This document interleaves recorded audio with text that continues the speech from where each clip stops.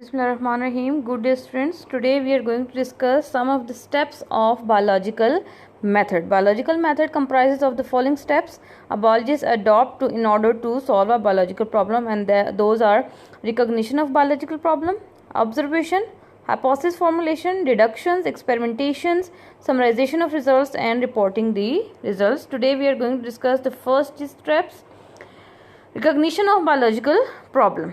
The first step in biological method is to know what is a problem. Recognition of biological problem is the basic step. The next step is to make observations, the process of gathering information about events or processes in a careful, orderly way.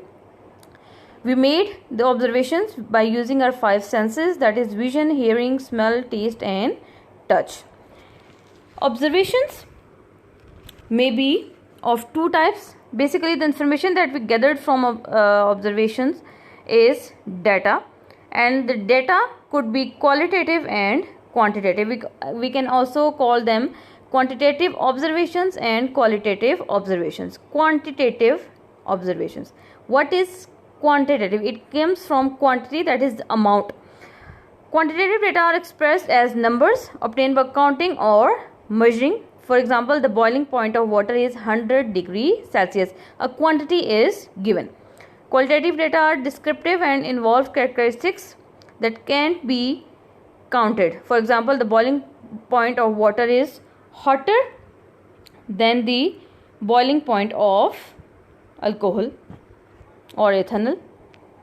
The next step is formulation of hypothesis. A hypothesis is proposed scientific explanation for a set of observations.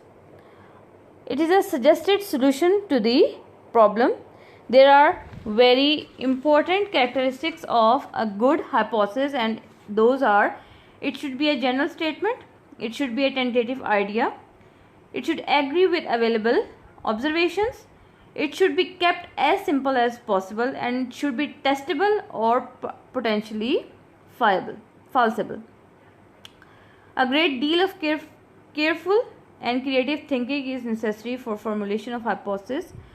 Basically, biologists use reasoning to formulate a hypothesis. Must remember this point. Now moving towards your homework, as it is mentioned over here, do like it. Thank you and have a nice day.